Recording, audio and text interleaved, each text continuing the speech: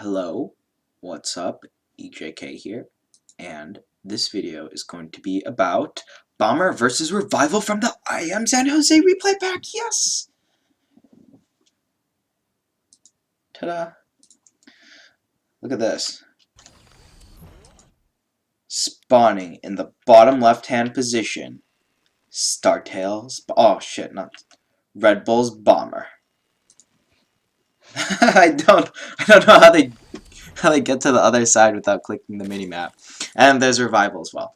So, this is going to be this webisode is going to be about the series between Bomber and Revival, and spoiler alert, it's going to be about how Bomber ended up 3-0ing Revival. We're going to be taking a look at some more of the nifty little tricks that are almost impossible to catch while the game is actually going on and requires further analysis in the replays to spot out. Gonna see what makes StarCraft beautiful. We see here Bomber is going for sound is way too loud. Alright, we see here Bomber is going for a gasless expand. He went for a gasless expand in all of his games, I believe. And we're just gonna be, since I'm a Terran player, we're just going to focus on what the Terran is doing in this game. Of course, we're going to take a look at Revival stuff, but for the most part, Revival is going to be playing a fairly straightforward Muta Baneling style game. So, Bomber, obviously, he's Bomber, so he's not scouting at all. We see no vision on the minimap. And I'm going to stay on Bomber's vision for a little bit just to show you guys how long he actually is not scouting. So he's going for a very old school Wings of Liberty gasless expand that we have not seen since the days of Marine King Prime. There we go. Notice how he built the barracks. He made 0 Marines, he's at 15 SCVs, and now he's making the command center.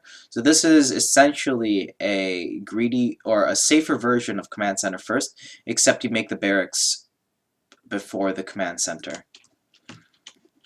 And then he makes the first Marine. And then he makes the depot. Upgrade complete. So he made the command center before his second depot, but he's making this depot before his third command center. Those are very important timings if you're interested in stealing this build. Now I'm not going to go over the build order exactly of what it is, like put your command center down at X time or do this or do that at this time. What I am going to do is explain to you guys the reasoning behind what Bomber does, such as having 2 Marines here, cutting Marines to build this command center. This command center is starting at 4 minutes. It's going to be an orbital command center before the 6-minute mark. It's extremely fast. And now he's building his 2 gases as well. And he's still only on 2 Marine production, and now he's going to add a 3rd one. He doesn't really need more than 2 Marines at this point of the game because against any really fast pressure play, he has his first wall up so he can hide behind it. He may or may not lose the command center. It'll probably get cancelled, or not cancelled, I mean delayed, and then he can pull SCVs and build some more Marines to be able to take the command center back. So, by the law of Bomber, we know that since he has not scouted, we have no idea what's going on, but we also do know what's going on because of what has not happened. And by that I mean he's building his bunker down here because there have been no early lings that have tried to attack him just quite yet. And if Revival went for something like a 12 pool, he would have already had lings on this side of the map attacking Bomber, and Bomber would have been panicking and doing his Bomber tactics so that he would end up ahead, regardless of what Revival ends up doing. So, by the law of Bomber, knowing that there have been no lings sent forward yet, we know that Revival has gone for 15 hatch, and so we know we can kind of, having this little break in the wall seems a bit risky, but it's okay. Having the bunker down, this weird location, it's okay. It will go down in time. And then he has a nice little wall off as well. It makes it so it's harder to surround the bunker, and it gives Bomber more time to pull his SCVs so that he can start repairing the bunker as well. Those Marines were just sent towards the little corners of the map to spot for overlords. Now they're being put into the bunker for maximum defense. This ensures him that at the 6-minute timing, when some Zerg players like to flood speedlings in order to abuse the lack of a wall, that Bomber will not die because he does have 4 Marines and he has that semi-wall so that he can pull all of his SCVs. So he's perfectly safe against that as well. So he does not need this wall off immediately. That allows him to be very greedy, getting that economic advantage with that very fast third base instead of having to invest money to wall off over here. Also notice how Bomber has just sent his Marines back. Let me actually just, it's a really small thing that he does here. Alright, so he's blah blah blah, he's building his Marines. Complete.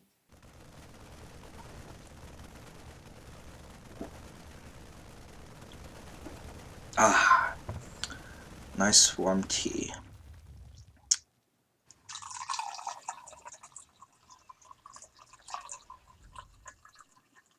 Right here, he sends these 2 Marines, this Marine over here, this Marine over there, to the little corners of his main base so that he can spot any overlords that might be there. Now this is at 5 minutes and 16 seconds. At around the 6-minute mark, we know that this is when Zerg players tend to flood in speedlings. So as soon as the bunker finishes, he moves all of these Marines and he instead sends them over here. There we go. Very interesting, huh? In time for the speedling flood, if it were to come. Upgrade. Add-on. He sees 2 speedlings, a very big speedling flood. The river ran a bit dry, however. So, crisis averted. He has successfully stopped the flood of 2 speedlings. And now these Marines go right back into over here. And Revival sends his overlord right at the time the Bomber's Marines go back. So it's very, very good timing by Bomber, and very active usage of his Marines very early on in the game, instead of just leaving them in the bunker and just playing greedy. It's important that Revival does not scout what Bomber is doing. So now we're taking a look at Revival's side of the map, and his scouting overlord, unfortunately, does not see anything. He doesn't even know if the barracks has a tech lab. He hasn't even seen any gas. Tough luck. All the important buildings are here. And on this map, it's very important to build your buildings in the dead area so that you cannot scout. As we see here, Revival has no idea what Bomber is doing. Bomber is playing extremely greedy, and he has no idea, nor does he care what Revival is doing either. He knows that Revival's gone for a 15 hatch and has gone for a speedling opener because Revival showed his speedlings, so Bomber does know that. It's going to be relatively even or a relatively straightforward macro game at this point.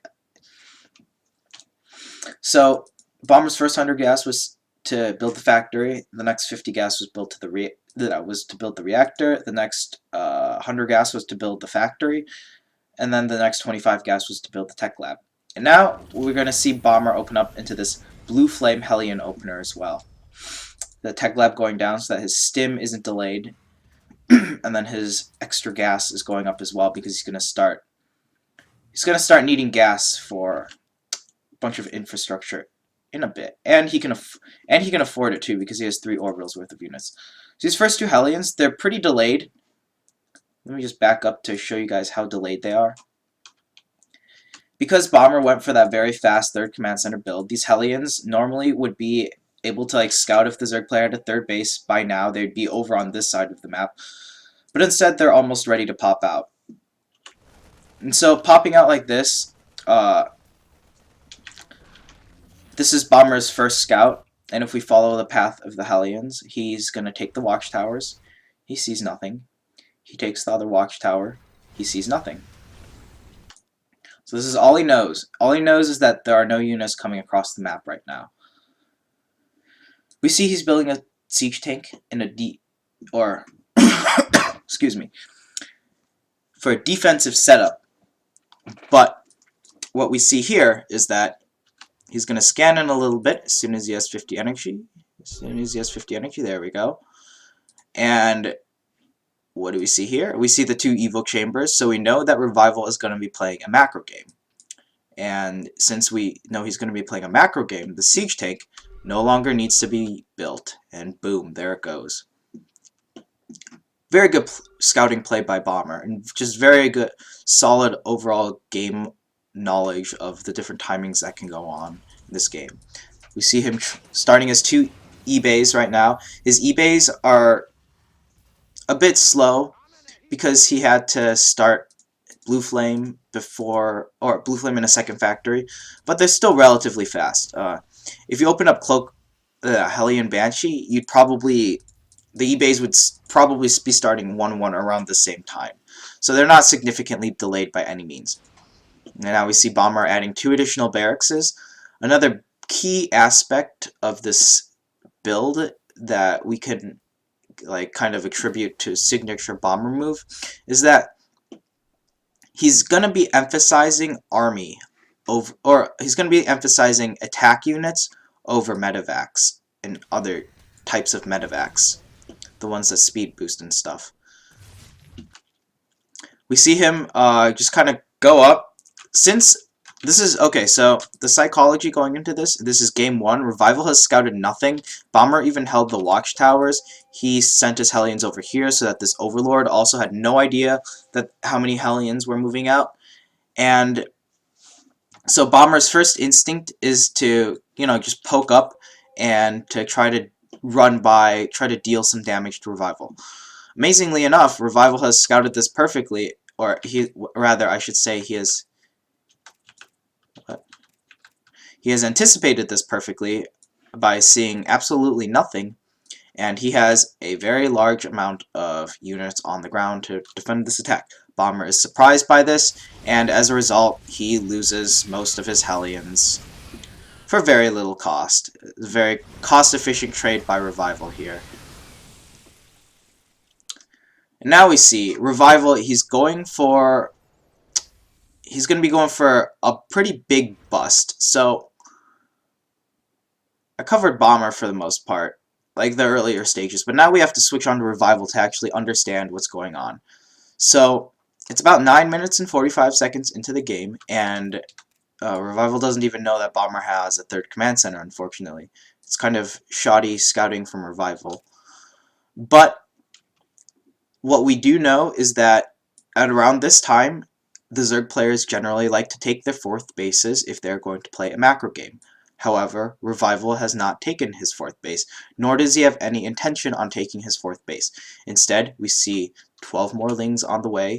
He has stopped drones at 55, and he is going to be doing a very large Zergling Baneling bust with no Baneling speed.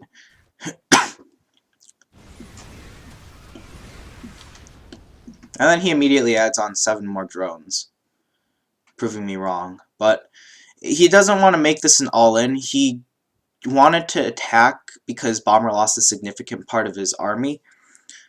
So he was trying to capitalize on the advantage that his army would be a lot larger than Bomber's, which it is, and that he'd be able to do a good amount of damage, which he did. But what he didn't... I'm sorry, the sound's still really loud for me in my headset. Okay, so we see the attack going down, blah blah blah blah blah blah blah blah blah. Over 9,000 damage was done. Oh noes.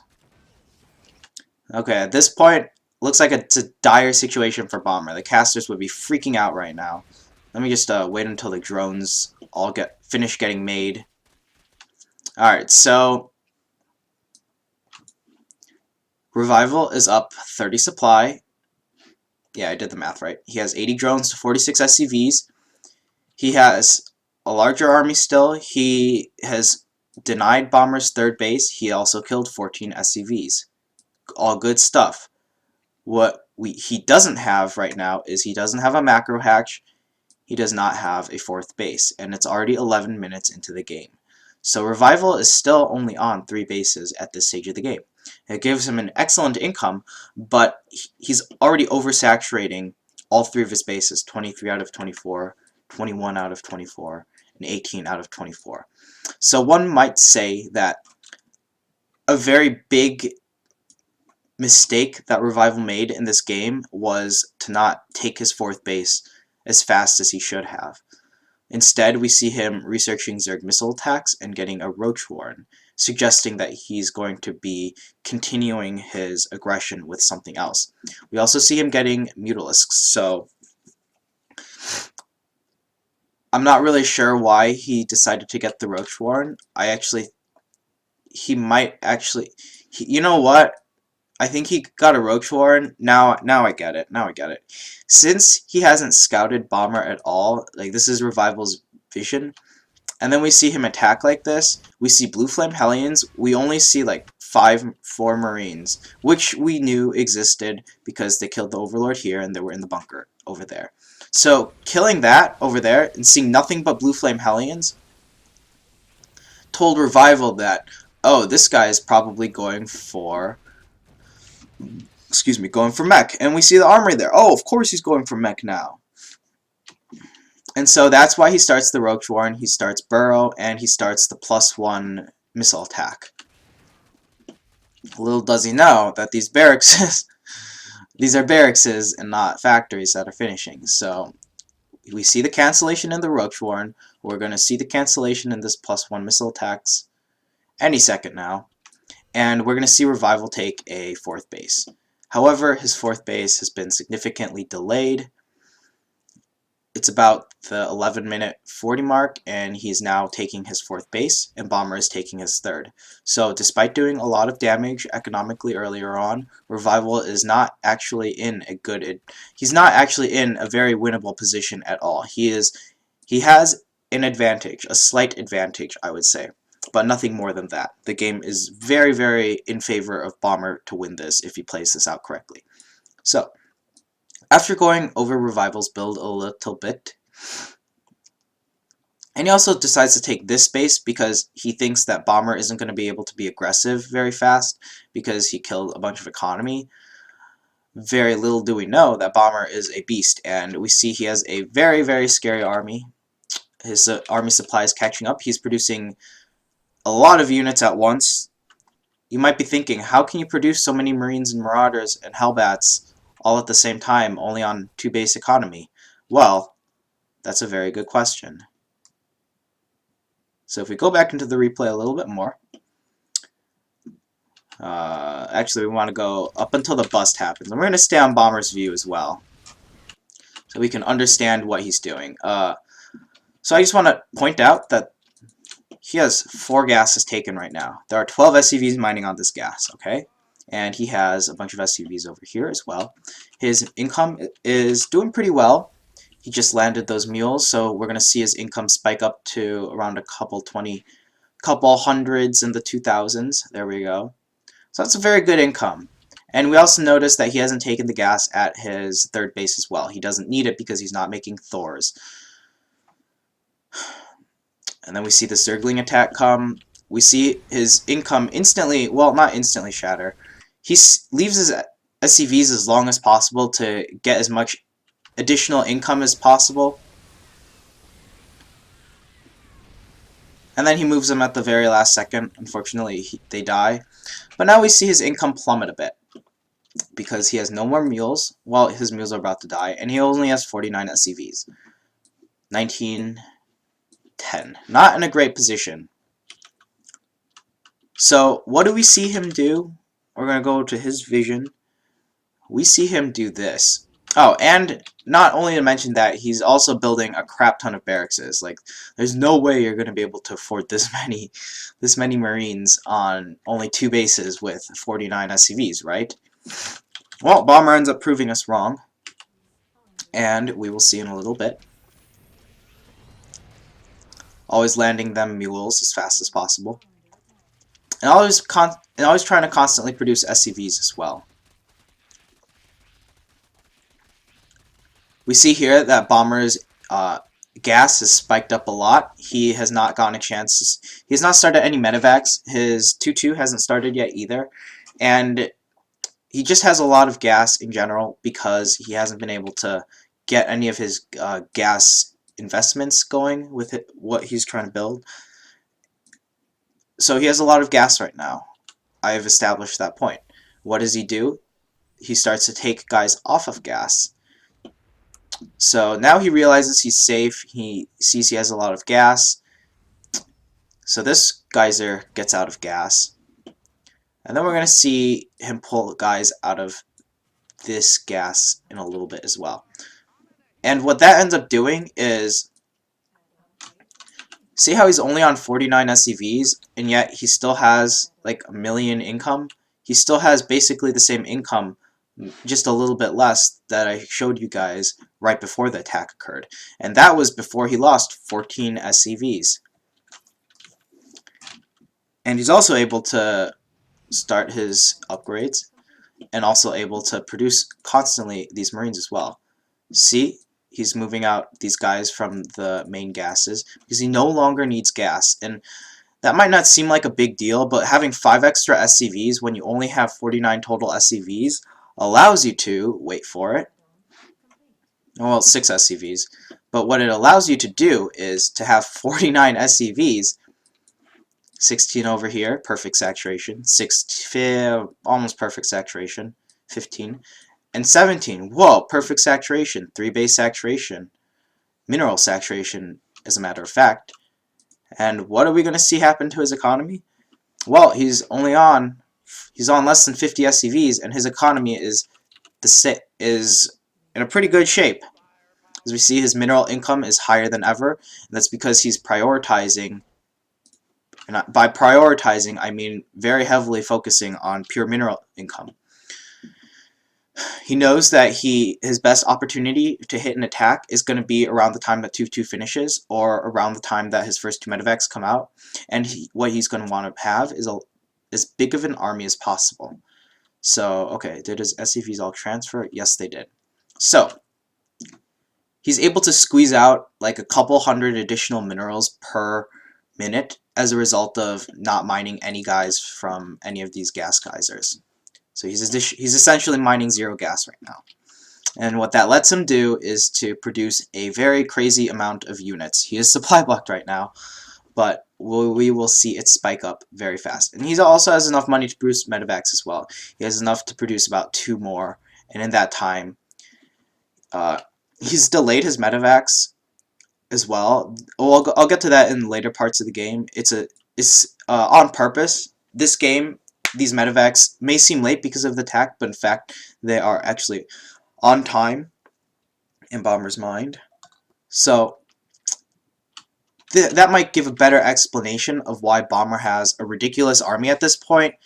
Like, of course, the observer would have shown you guys this large army moving across the map, but they wouldn't have shown you that he doesn't have any guys mining out of gas right now. And that's why he's able to achieve almost 2,500 minerals per minute on only less than 50 SCVs. I mean, if the power of mules aren't strong, then I don't know what is. And that's also what lets him build this very, very large army of pure minerals. He has 150 gas, and that's basically all in Marauders. Well, he has 2 Marauders and 1 Medvac, so that's 50 gas, and then that's 100. So he's still able to create a very large basic bio army, even though he took huge, huge losses.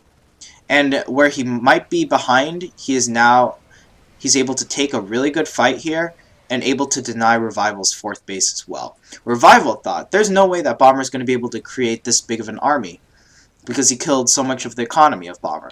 But Bomber's economic optimization this game has allowed him to keep up 100% unit production out of all of his production buildings, while at the same time, well, like, to allow this kind of pressure and this kind of attack to exist in the first place. Revival's probably confused right now. He's wondering, why does Bomber have so many units? I don't understand this. Terran is OP. I hate my life. You see the Mutalisks trying to pick off some medevacs. But Bomber has achieved his goal. He's denied Revival's 4th base. I think if Revival took this 4th base, the game would have gone on for a much longer time, and Bomber would have had a much harder time fighting uphill are fighting an uphill battle against Revival's lead that he established earlier on. However, because Revival took this 4th base, thinking that there's no way that Bomber was going to be able to attack until after this 4th base kicked in, ends up taking a backseat in who is controlling the game right now. And now we see, after Bomber kind of stabilizes on income, like, so now he's producing all of these units at once, he's now starting to realize that he actually needs some gas to continue producing medevacs, and he doesn't even have enough for 3-3. I don't believe he's not even on his mind right now. He just wants to max out as fast as possible and then do another big push. But to provide at least enough gas to continue making Marauders and medevacs, he's going to be putting some guys back into the gas.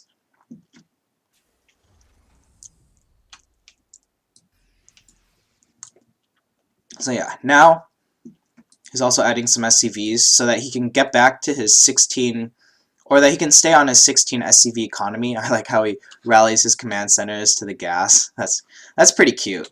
So that he can stay on 16.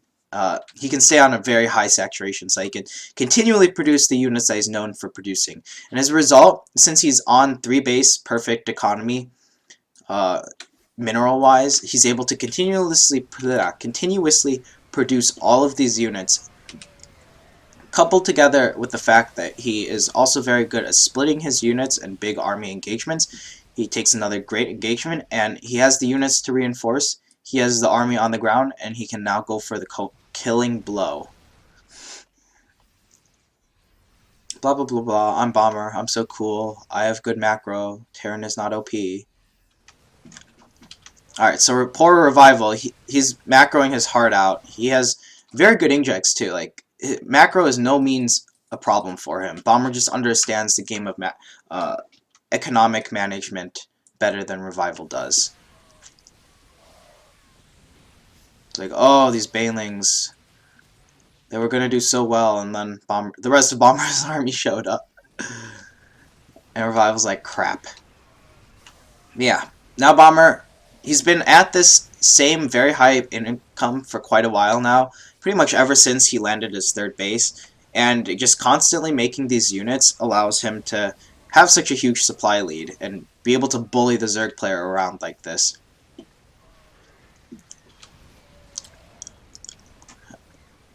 Good game is called, and we move on to game number 2. So the big story of this game is Bomber prioritizing getting 16 SCVs on minerals on all 3 bases, and that's what allowed him to get a very large army, as well as like support units from 8 barracks and 2 factories, as well as not prioritizing medevacs at all as well. We'll get to that more later in a more straightforward game so that we can see what's going on. So map number 2. Watch solo.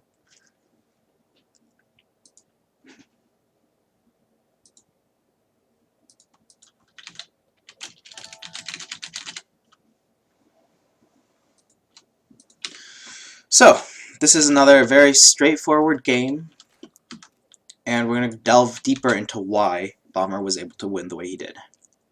Again, he's going for this gasless expand. I believe he does the same build in every game.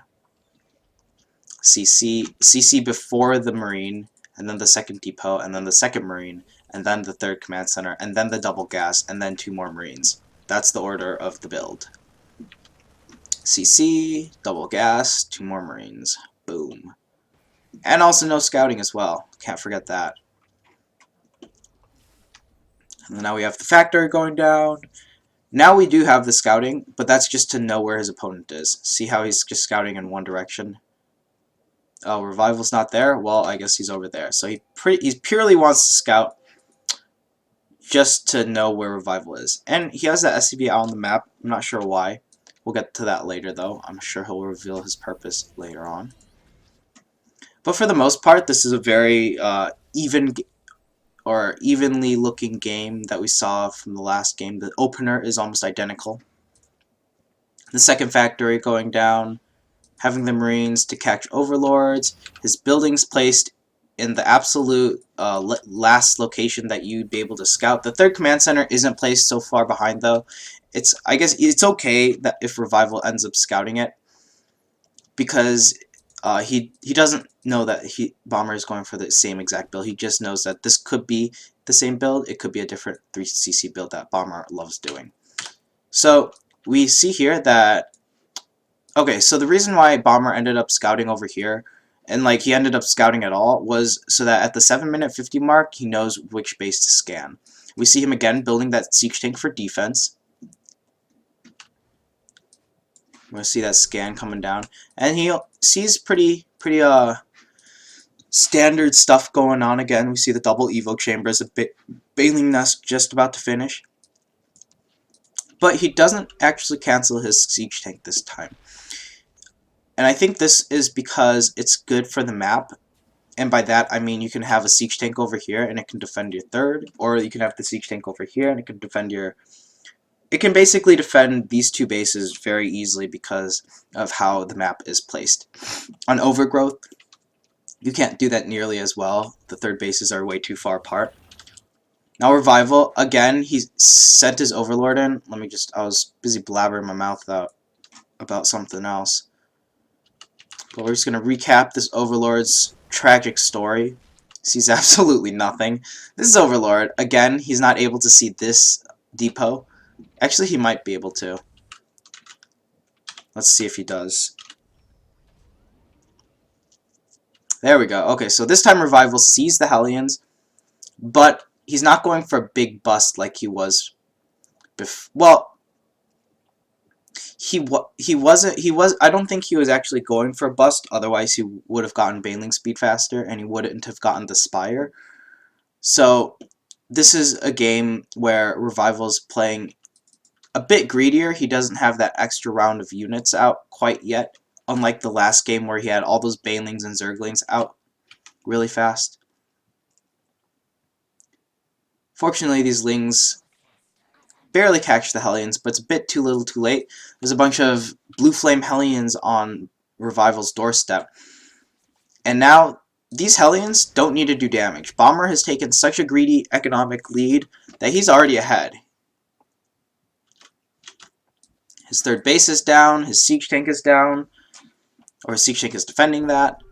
He's going to be adding, I believe it's 3 more barracks, and then 2 more barracks, or 2 more barracks, and then 3 more barracks. And then these Blue Flame Hellions are also doing a great job at denying creep as well. It's great. Who doesn't love playing against a Zerg with 0 creep spread? So, what these Hellions have also done, besides denying creep spread, forcing a crap ton of units, 74 Zerglings, and these are all purely defensive this time. I'm sure Revival would have tried to go for another counterattack if he had gotten about 10 Hellions for free, but this time, Bomber has not lost a single unit. Wow, he literally has not lost a single unit. The SCV is still there. I think it was a misclick of some sort. And what these Hellions are accomplishing right now is Bomber isn't looking to end the game with them by any means. What he is doing, though, is he's forcing Revival to stay on the defensive. He's also forcing Revival to make a lot of Zerglings, and he's also preventing Revival from, again, taking a 4th base. Revival was playing a macro game. He ended up playing a macro game, but making a bunch of units when he wanted to be droning up and to take a 4th base. So what ended up happening here is, and these Hellions are still alive too, by the way, but even if the Hellions had died, Bombers, like probably the most important purpose of these Hellions, besides clearing creep, is that Revival is only on 3 bases again. He has not been able to take his 4th base, and nor would he have been able to hold it if he had. So, Bomber is, Bomber has already pretty much won this game because it's a 3-base Terran against a 3-base Zerg right now. And now the 4th base goes down, but what the timing that Revival would have wanted it is around the 10-minute mark. And so this base should have been done, and he wanted like 80 drones right now. But instead he had to make 70 plus Zerglings. He still has, still so many Zerglings. He's a ridiculous amount of Zerglings against the Blue Flame Hellions that weren't even really meant to take a lot of damage. And I was talking about earlier on last game how the starport Bomber delays it in favor of getting his big army out. The starport. This time Bomber hasn't taken any economic damage, and so his starport is coming at a regular time. Regular time for this build, I would say. So he is actually adding 3 barracks. So he adds the first 2 barracks, then, or he has that barracks. No. He adds these. He has the 2 engineering base. He adds 2 barracks. Then he adds 3 more barracks, and then we're going to see him add 2 more additional barracks, and then we're going to see him add the starport, or the 2 barracks and the starport at the same time. But it's basically the starport starting around the 10-minute 30 mark. So Bomber's only form of map control right now is these 2 Hellions. Normally when you would be expecting the medevacs to arrive is when Bomber has started his. But it's okay because he's replaced it with these Hellions, which are doing a great job at controlling the map. Even better than the 2 medevacs could have possibly been doing at this time in the game. There we go. One of the reactors is switched off for the starport so that Bomber can get his units up as fast, his medevacs up as fast as possible. And there we go. The very first 2 medevacs are going to be out around the 12-minute 30 mark. So before Bomber isn't even going to push with his army until these 2 medevacs are out. There we go.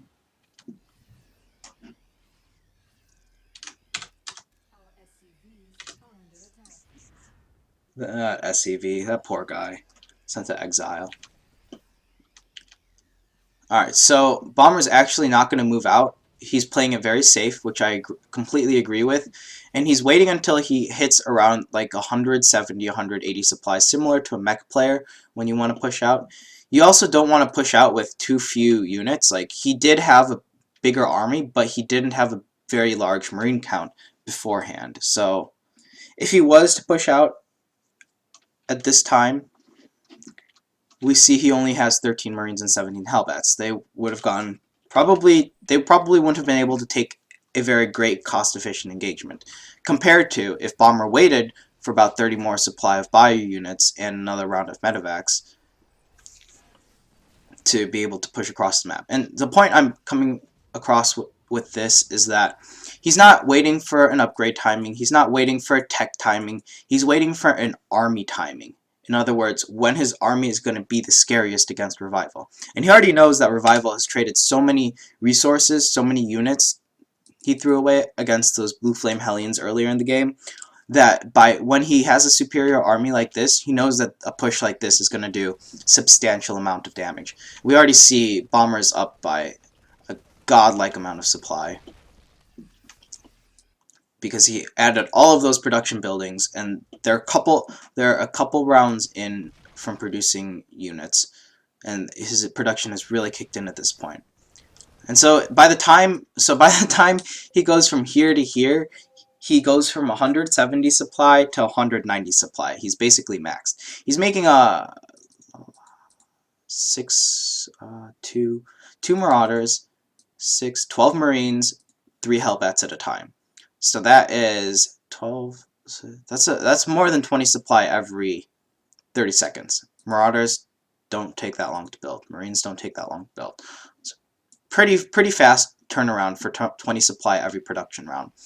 And poor Revival here, he doesn't even have the creep spread. The Hellions completely denied that this game. A Bomber just taking complete control of the game, and now this death push is coming across the map. All of these units streaming across, and we see the barracks is all positioned over here, so all of his army can be a part of the fight. And now it's just a bunch of posturing going on. Bomber, he doesn't know how far ahead he is, but he knows that if he waits, his timing can only get stronger. That's why Revival ends up trying to attack into this. Unfortunately, Revival's army gets sectioned off, and he loses a very large group of expensive banelings. You can't afford to make this many banelings when you barely got your 4th base mining. He doesn't even have it fully saturated either. Where are his drones, actually? Huh. Might have taken these. I think he's just short a couple drones. He should be up closer to 80, 84, so that he has like enough drones to saturate the space. But either way, He's still going to be behind. Bomber's army is very, very strong. And he was just like posturing around, trying to prevent creep from being cleared. And he was waiting until his 2-2 upgrades finished. And this is the point of the game where Revival decides to attack. Bomber didn't even attack Revival. He would have, but Revival didn't want to allow Bomber to set up, so that's why he tried to attack Bomber off creep, and that should never work as a Zerg player, attacking off creep. We see 2 Widow Mines being added into the fray so that Bomber can establish his very strong map presence with this army. He's just really looking for an area of attack right now, and behind this all, he's taken his 4th base, so he's not really in a rush to end the game. We see Revival, he's spiking back up in supply, but behind this, his main base is almost mined out. His natural's getting pretty low. His 3rd base is pretty good, but Bomber is going to stay on 3 base economy. He's going to be on 4 base economy for a little bit. Taking guys off of the gas again. I don't know when he did this time. Probably did it around the time that he got maxed. He just doesn't need that much gas, I guess. But we see here, it's GG for Revival. He goes for a counterattack, but there's simply way too many units for Bomber, so that whatever Revival does, he's not going to be in a good position. He doesn't even get a single SCV. That one SCV that died was over here doing nothing. He didn't get a single SCV, so Bomber's economy is untouched right now. And this army has nothing to deal with it either. And so, blah blah blah blah blah. Another counterattack. A little more damage, but Bomber's supply is not even flinching. And GG ends up being called. Let me just look around to see when Bomber ends up taking guys off gas. So he has 3 on gas there, he has 3 on gas here. Let's see when he decides to do it, and why as well.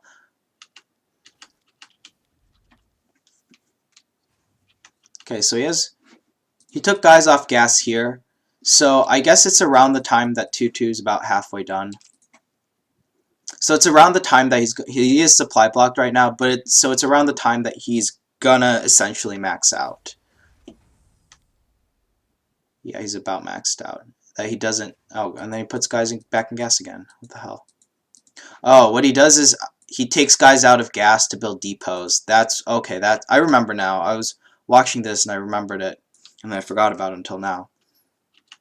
Similar to Protoss. See, those guys, they're going back in the depots. Those guys making depots and then going back into the gas. They're pylons, except they actually help Bomber when the SCVs are out for that long. I'm curious when he takes guys out of gas here. I guess it's around the time that 3-3 starts, because then that's when he no longer needs more money or more gas for upgrades. Yeah, 3-3 starts. Now he's going to be starting to pile up gas because there's no 4-4 to start. And 3-3 was probably the most expensive gas that he was going to spend the entire game. So yeah, he gets pushed out and those SCVs get sent to the 4th base. Okay, so that he can saturate 4 base economy. So Bomber really utilizes very, very little gas. He hasn't even taken the gas again at his 3rd in favor of a big mineral income army. And take a look here. Bomber's gas army is very small. All he has is medevacs and marauders as part of his gas. Okay, and the game is over now. Oh, sorry if the webcam's like bad, I guess. I don't know. The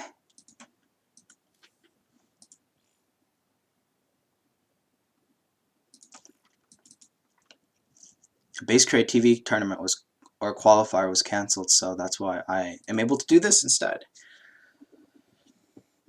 A 3rd game coming up between Bomber versus Revival.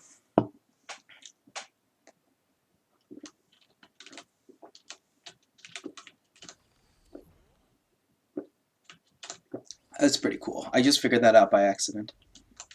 I was looking for the name thing. No matters, we will not remake. Who cares if you have a graphics error? It's the B stream.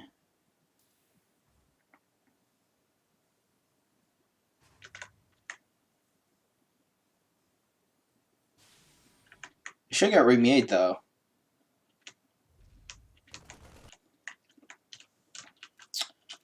It's interesting to note that this time Bomber built a Marine before he built his command center this game.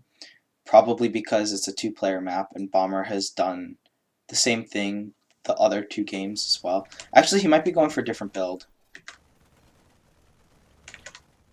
Yeah, he's going for a different build. That's why. Duh. I knew he didn't do the same build all 3 games in a row. Well, I remember Revival does a very aggressive Roach Ling all-in, as we see here. What is Bomber doing, though? Does he... Oh, I believe he goes for Hellion Banshee. Yeah, that's it. So it's a gaseous expand into a Hellion Banshee. And we see he's walling off like he should, because these units are coming. These Marines scouting for overlords.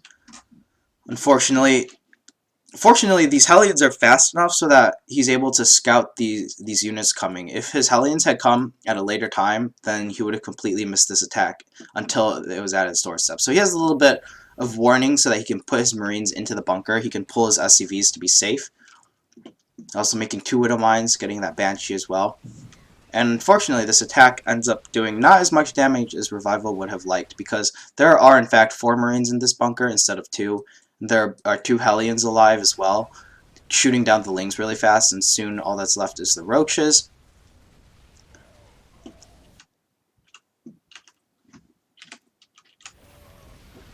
At this point, Bomber doesn't need to pull additional SCVs because he was basically buying time for the Banshee. And as soon as the Banshee's out, he can clean up all of these units, and he should be in a good position because Revival is only on 20... Well, he's only on 21 drones. There's not a lot of drones for a Zerg player. Essentially, this hatchery was being used as a macro hatchery to flood in units.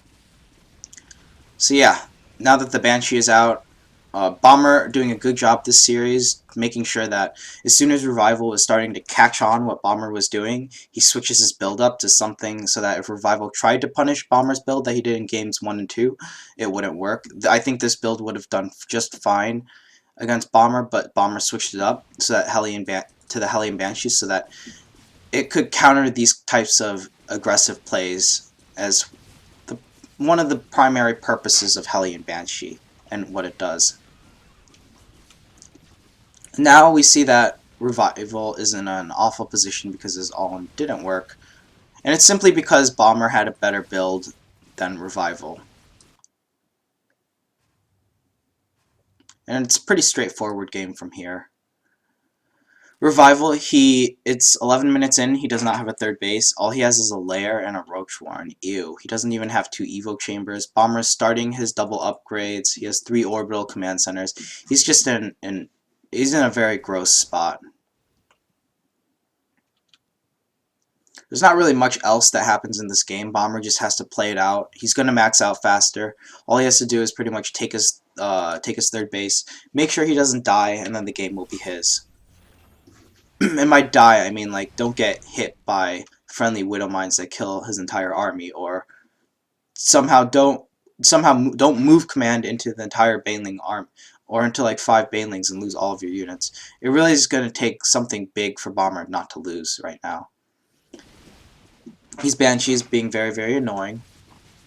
Bomber's 3rd base is saturated, as we see here, and he's going up to the not 8 racks. He's playing some more traditional version of TVZ, where the past games and his like Bomber style is to go up to 8 barracks very quickly and to just power units, but in this game he plays a lot more safer, just going up to barracks 4 and 5 and then adding the 3 additional ones.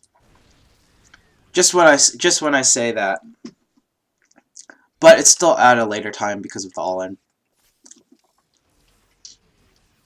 Everything is basically a couple minutes back, but this is how things would look, except with more creep spread, maybe a few more units on both sides, and actually a lot more units on Revival's side. Poor guy, he doesn't really have anything to stop this. And yeah, this push just pretty much kills Revival. There's nothing he can do to stop this. Way too many units from Bomber. Bomber is already starting his 4th base as well. Again, taking none of that gas because he is not making additional Thors, or he's not researching Blue Flame either as well because he's only stuck on 1 factory. And he also has no guys on gas over here again. He does not does not like to use gas, as we see in these games. And that's a big reason why his army is as big as it is. Like, he only has 53 SCVs, and having... Oh, now he puts his back in gas, because he realizes he needs money to start 3-3. But having like 6 guys out of gas for an extended amount of time, 6 SCVs, so instead of having 47 SCVs, he has 53. That's a pretty big difference for your economy, and we see that reflected in Bomber's very large army.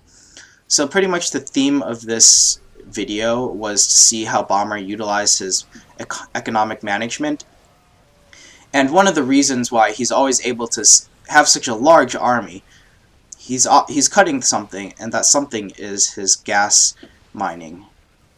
And as a result, he's able to produce a very large mineral-based army and win games in this kind of a fashion that we all know and love from Bomber. This is not straight. Whoops. Alright, so yeah, that's pretty much the end of this video. It's a bit longer because it went through an entire series. Oh damn it! I was gonna split the videos up, but oh well. I'll do that next time. Since we have DreamHack Winter Replays, I Am San Jose, and the Home Story Cup 10, there's a bunch of replays to go over, so I'll definitely be looking for more of them to do. If you guys have any specific sets you want me to go over, or series, or even individual games, let me know. Or even styles, or just whatever, just leave a comment. If you like the video, just leave a comment. If you don't feel like leaving a comment, leave a comment about how you don't feel like leaving a comment either, and I will read it and get to it as soon as possible.